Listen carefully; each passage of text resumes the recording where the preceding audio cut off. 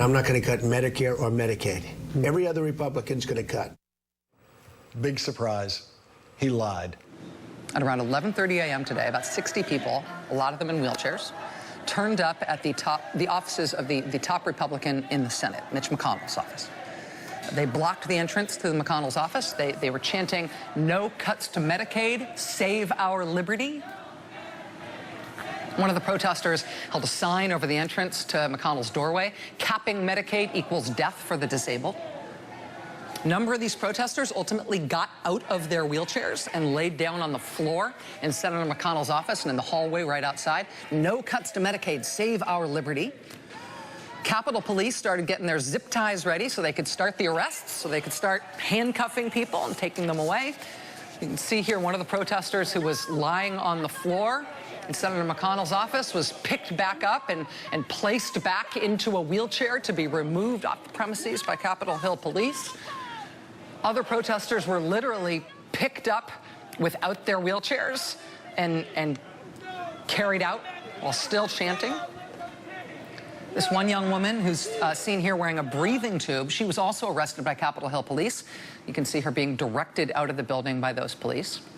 Another activist was pushed down the hallway in her wheelchair, only to later be removed from it by law enforcement.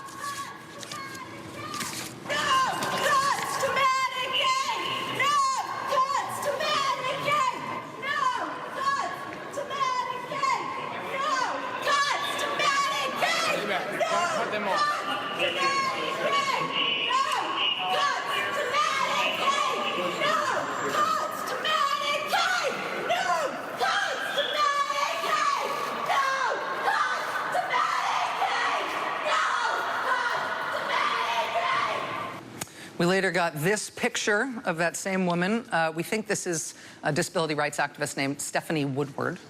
And here, what you're looking at here is, as you can see if you look closely, that's her in her wheelchair, obviously, with her hands zip-tied behind her back, handcuffed. She was later loaded onto what appears to be a police bus, as was this other demonstrator, seen raising her fist in protest, even while she was being loaded onto that police bus for processing. The group that organized this protest posted this picture on social media with the caption, "Some are out of jail, still waiting on others." All in all, by the end of the morning, 43 people arrested in today's demonstration outside of Senator McConnell's office. It was over by early this afternoon. So the group that organized these protests today was ADAPT. That same group, founded way back in the day in Colorado, who did this radical stuff back starting in the 70s and who ended up changing everything about disability rights in this country. And one of the things that ADAPT and other disability rights groups fought for and chained themselves to police cars for and snarled traffic for, senators for, over all these years, one of the things they have fought and fought and fought for was for the right not to be locked up, not to be confined for their whole lives to nursing homes or to other closed institutions for the disabled just because of their disability, and specifically for want of the ability to afford help with certain things that could keep you living in your own home. Medicaid does a million things. Medicaid is literally the health insurance that covers 1 out of every 2 births in this country. But for people with disabilities, it's also the single largest source of funding. It's the primary source of funding for services that help people with disabilities stay in their own homes so they do not have to live in freaking institutions. And if they're going to cut more than $750 billion out of Medicaid so they can pay for this big tax cut they want to give the richest people in the country, that is going to have a radical effect on Americans' access to health care, on tens of millions of Americans' ability to have health insurance coverage in this country. But for people with disabilities, if this happens, this is going to be like a catapult hurtling them back into a brutal past, into bad old days which are not that long ago and which people remember. And so they made themselves the tip of the spear today.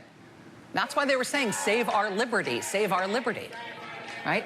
Think about your liberty if you're talking about the difference between having to live in an institution because you can't pay for a home health aide to come check on you or somebody to help you get dressed to go to work in the morning. I mean, think about that difference in your life. And that's what Medicaid pays for millions of people in this country. I'm not going to cut Medicare or Medicaid. Every other Republican's going to cut. Big surprise. He lied. This morning, Senate Republicans finally unveiled the health care bill they've been working on in secret. The bill cuts taxes on the wealthiest Americans by almost $1 trillion, while cutting hundreds of billions of dollars from Medicaid, the thing the president promised not to cut. It also reduces Obamacare's subsidies that enable people to afford insurance and allows states to refuse to cover essential health benefit requirements like maternity care and mental health care. It also defunds Planned Parenthood for at least 1 year.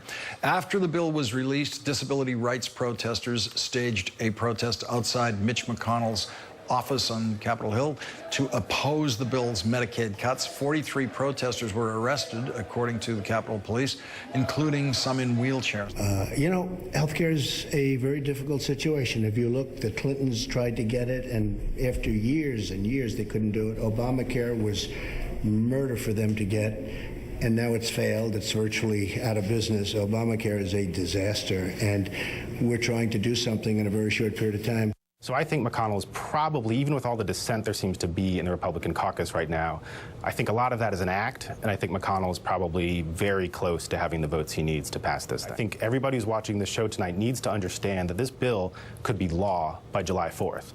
If the Senate passes it, the House is quite likely to take the Senate bill as it is with no changes and pass it, and it will be on Trump's desk in a matter of days. There's no need for a conference committee if one chamber passes the other chamber's bill with no changes.